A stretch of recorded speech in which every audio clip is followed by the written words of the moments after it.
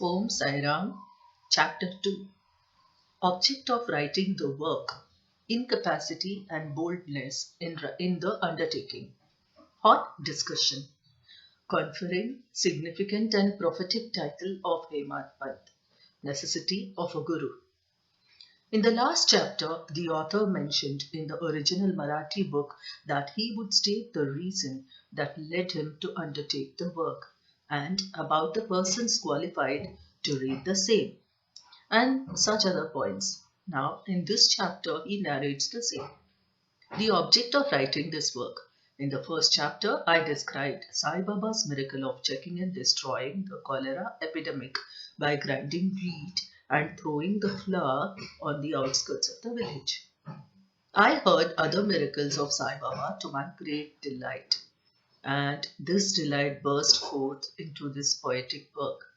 I've also thought that the description of these miracles of Sai Baba would be interesting and instructive to his devotees and would remove their sins. And so I began to write the sacred life and teachings of Sai Baba. The life of the saint is neither logical nor dialectical. It shows us the true and great path. Incapacity and boldness in undertaking the work. Hematpan thought that he was not a fit person to undertake the work. He said, I do not know the life of my intimate friend, nor do I know my own mind. Then, how can I write the life of a saint or describe the nature of incarnations, which even the Vedas were unable to do?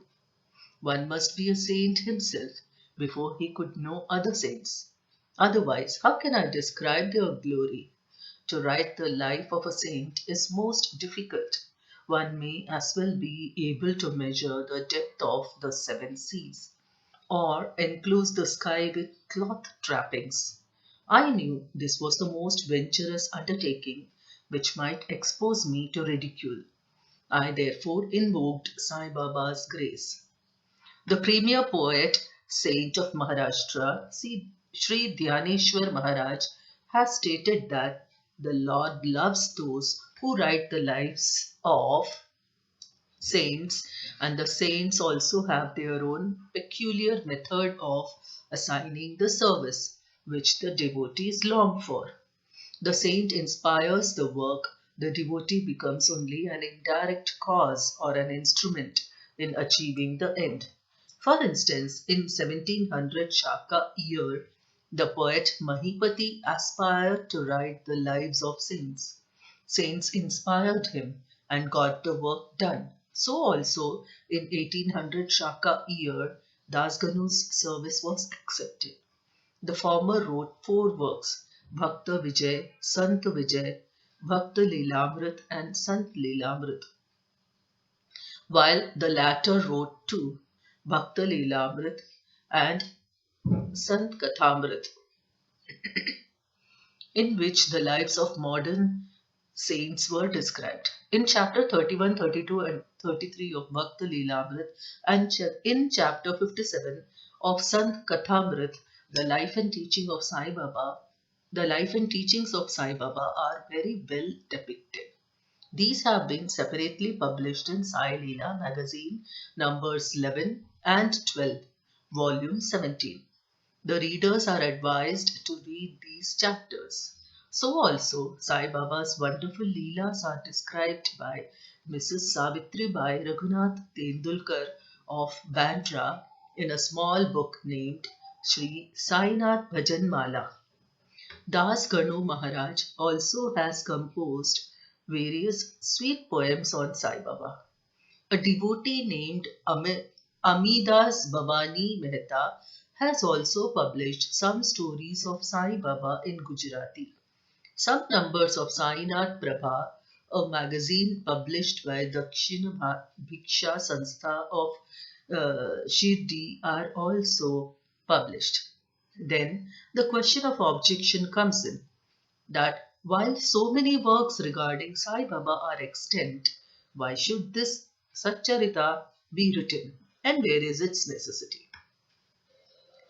The answer is plain and simple. The life of Sai Baba is as wide and deep as the infinite ocean, and all can dive deep into the same and take out precious gems of knowledge and bhakti and distribute them among the aspiring people. The stories, parables, and teachings of Sai Baba are very wonderful. They will give peace and happiness to the people who are afflicted with sorrows and heavily loaded with miseries of this worldly existence, and also bestow knowledge and wisdom, both in worldly and in spiritual domains. If these teachings of Sai Baba, which are as interesting and instructive as the Vedic lore, are listened to and meditated upon, the devotees will get what they long for, viz., union with Brahma, mastery in eightfold yoga, bliss of meditation, etc.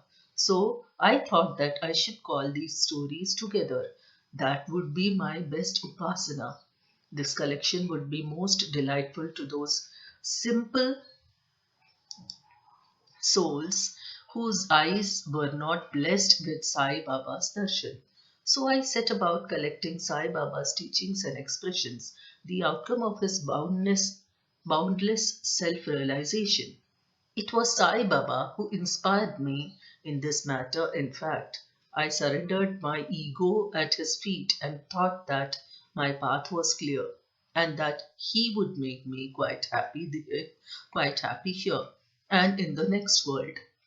I could not myself ask Sai Baba to give me permission for this work, so I requested Mr. Madhavrao Deshpande, alias Shama, Baba's most intimate devotee, to speak to him for me. He pleaded my cause and said to Baba, "This Anna Sahib wishes to write your biography. Don't say that you are a poor fakir. There is no necessity to write it, but if you agree and help him, he will write, or rather, your grace will accomplish the work. Without your consent and blessing, nothing can be done successfully." When Sai Baba heard this request, he was moved and blessed me by giving me his Udi, sacred ash, and placing his boon bestowing hand on my head said, "Let him make a collection of stories and experiences. Keep notes and memos. I will help him. He is only an outward instrument. I should write my autobiography myself and satisfy the wishes of my devotees. He should get rid of his ego, surrender it at my feet. He who acts like this in life, him I help the most. What of my life stories? I serve him in his house in all possible ways. When his ego is completely annihilated and there is left no trace of it, I myself shall enter into him and shall myself write my own life. Hearing my stories and teachings will create faith in devotees' hearts, and they will easily get self realization and bliss. Let there be no insistence on establishing one's own view, no attempt to refute others' opinions, no discussion of pros and cons of any subject. Significant and prophetic title. The word discussion put me in mind of my promise to explain the story of my getting the title of Ematpan, and now I begin to relate the same. I was on close friendly terms with Kaka Sahib Dikshit and Nana Sahib Chandorkar. They pressed me to go to Shirdi and have Baba's darshan, and I promised them to do so. But something in the meanwhile turned up, which prevented me from going to Shirdi. The son of a friend of mine at Lonavala fell ill. My friend tried all possible means, physical and spiritual, but the fever would not abate. At length, he got his guru to sit by the bedside of his son, but this too was of no avail. Hearing this, I thought, what was the utility of the guru if he could not save my friend's son? If the guru can't do anything for us, why should I go to Shirdi at all? Thinking this way, I postponed my Shirdi trip. But the inevitable must happen, and it happened in my case as follows. Mr. Nana Sahib Chandorkar, who was a divisional officer, was going on tour to Bassein. From Thana, he came to Dadar and was waiting for a train bound for Wasim. Meanwhile, a Bandra local turned up. He sat in it and came to Bandra and sent for me and took me to task for putting off my Shirdi trip. Nana's argument for my Shirdi trip was convincing and delightful, and so I decided to start for Shirdi the same night. I packed up my luggage and started for Shirdi. I planned to go to Dadar and from there to catch the train for Manmad. And so I booked myself for Dadar and sat in the train. While the train was to start, a Mohammedan came hastily to my compartment and seeing all my paraphernalia asked me where was I bound to. I told him about my plan. He then suggested that I should go straight to Bori Bandar and not to wait at Dadar, as the Manmad mail did not stop at Dadar. If this little miracle or Leela had not happened, I would not have reached Shirdi next day, as settled, and many doubts would have assailed me. But that was not to be. As fortune favored me, I reached Shirdi the next day before 9 or 10 a.m. Bhav Sahib Kaka Dikshit was waiting for me there. This was in 1910 when there was only one place, viz. Sathes Vada, for lodging pilgrim devotees. After alighting from the Tonga, I was anxious to have darshan. When the great devotee Tatya Sahib Nulkar returned from the masjid and said that Sai Baba was at the corner of the Vada and that I should first get the preliminary darshan and then after bath see him at leisure. Hearing this, I ran and prostrated before Baba, and my joy knew no bounds. I found more than what Nana Chandorkar had told me. All my senses were satisfied, and I forgot my thirst and hunger. The moment I touched Sai Baba's feet, I began a new lease of life. I felt myself much obliged to those who spurred and helped me to get the darshan. And I considered them as my relatives, real relatives, and I cannot repay their debt. I only remember them and prostrate mentally before them.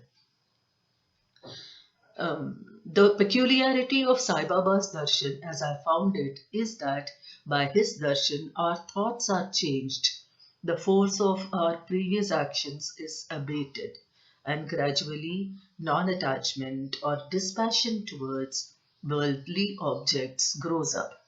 It is by the merit of actions in many past births that such darshan is got. And if only you see Sai Baba, all the world assumes the form of Sai Baba. Hot discussion. On the first day of my arrival in Shirdi, there was a discussion between me and Bala Sahib Bhate regarding the necessity of a guru. I contended, why should we lose our freedom and submit to others when we have to do our duty by a guru is necessary? One must try his best and save himself. What can the guru do to a man who does nothing but sleeps indolently? Thus I pleaded free will, while Mr. Bhate took up the other side, viz. Destiny, and said, whatever is bound to happen must happen. Even great men have failed. Man proposes one way, but God disposes the other way. Brush aside your cleverness, pride, or egoism won't help you. This discussion, with all its pros and cons, went on for an hour or so, and as usual, no conclusion was arrived at. We had to stop the discussion ultimately as we were exhausted. The net result of this was that I lost my peace of mind and found that unless there is a strong body consciousness and egoism, there would be no discussion. In other words, it is egoism which breeds discussion. Then, when we went to the masjid with others, Baba asked Kaka Sahib Dikshit the following: what was going on in this Vada, Sate's Vada? What was the discussion about? And staring at me, Baba further added, what did this Hemat Pant say? Hearing these words, I was much surprised. The masjid was at a considerable distance from Satewada, where I was staying, and where the discussion was going on. How could Baba know our discussion unless he be omniscient and inner ruler of us all? I began to think why Sai Baba should call me by the name Himadpant. This word is a distorted form of Himadri Pant. This Himadri Pant was a well-known minister of the kings Mahadev and Ramdev of Devgiri of the Yadav dynasty. He was a very learned, good-natured, and the author of works such as Chaturvarga Chintamani, dealing with spiritual subjects, and Raj Prashasti. He invented and started new methods of accounts and was the originator of the Moody Marathi shorthand script. But I was quite the opposite, an ignoramus and of mediocre intellect. So I could not understand why the name or the title was conferred upon me. But thinking seriously upon it, I thought that the title was a dart to destroy my ego so that I should always remain meek and humble. It was also a compliment paid to me for the cleverness in the discussion. Looking into history, we think that Baba's word calling Mr. Dabholkar by the name Hemat Pant was significant and prophetic, as we find that he looked after the management of Sai Sansthan very intelligently, kept all the accounts properly, and was also the author of such a good work, Sai Satcharita, which deals with such important and spiritual subjects such as dhyan, bhakti, dispassion, self surrender, and self realization. About the necessity of a guru, Hemat Pant has left no note, no memo about what Baba said regarding this subject. But Kaka Sahib Dikshit has published his notes regarding this matter. Next day, after Hemat Pant's meeting with Sai Baba, Kaka Sahib Dikshit went to Baba and asked, Baba, where to go? Baba said, high up. Then the man said, where is the way? Baba said, there are many ways leading there. There is only one way from here, Shirdi. Also, the way is difficult. There are tigers and wolves in the jungles on the way. Kaka Sahib asked, but Baba, what if we take a guide with us? Baba answered, then there is no difficulty. The guide will take you straight to your destination, avoiding wolves, tigers, and ditches, etc. on the way. If there be no guide, there is the danger of your being lost in the jungles or falling into ditches. Mr. Dabholkar was present on this occasion and he thought that this was the answer Baba gave to the question whether Guru was a necessity. Wide Sai Leela, Volume 1, Number 5, page 47. And he thereupon took the hint that no discussion whether man is free or bound is of any use in spiritual matters, but on contrary, real Paramarth is possible only as the result of the teachings of the Guru, as is illustrated in this chapter of the original work in the instances of great avatars like Ram and Krishna who had to submit themselves to their gurus, Vasishtha and Sandipani, respectively, for getting self realization, and that the only virtues necessary for such progress are faith and patience. Right? Sai Satcharita, Chapter 2, 191 to 19. 22. Bow to Sri Sai, peace be to all. Om Sai Ram.